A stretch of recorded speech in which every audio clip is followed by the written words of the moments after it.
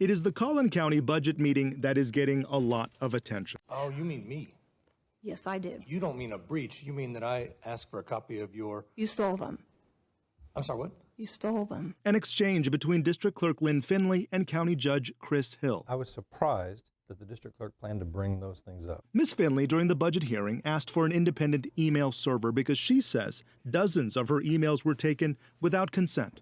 Finley says those emails could have privileged content. Judge Hill sat down with WFAA. She was notified. The commissioners were all notified. The county attorney was notified. The county attorney advised us that my request was proper and appropriate before her emails were ever released.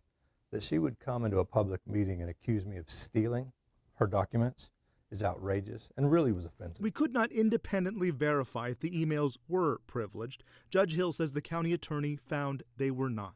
Judge Hill says those emails reveal the district clerk made attempts to undermine the commissioner's court. He expressed 2 years of frustration with Lynn Finley, outlined in a November 2020 private letter now made public. 6 pages of allegations. Your letter was a complete lie. The loss of the passport office is probably the most public. Judge Hill says the district clerk's behavior is the reason the county doesn't have the passport office. That's a problem for our county. In addition to losing that service, the county lost $1 million of annual revenue. WFAA was aware of a passport fraud investigation. The county said at the time it was cleared of any wrongdoing or procedural missteps. But beyond emails, the judge says it is the clerk's attendance the public should be aware of. Ms. Finley hadn't been on campus, on any of our campuses, for a period of over 6 months, not a single day in 6 months. This during the heart of the pandemic. It was COVID. I know you don't want to agree there's a pandemic. The judge even produced a calendar based off when Miss Finley's badge was swiped in the office. Did she do her job? Oh, I couldn't tell you that. I couldn't tell you whether she was still working remotely. I couldn't tell you what she was doing. I can tell you that her employees were here every day, and she wasn't. Would you admit that some of the things that you've said were false and inaccurate? No! But she also says you're not her boss. That is absolutely true. I'm not her boss. I work for the people of Collin County, just like she does.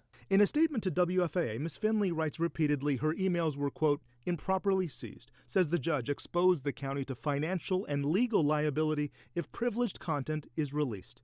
The judge says he has no intention of doing that. She writes, quote, every citizen of Collin County should be concerned by the judge's actions.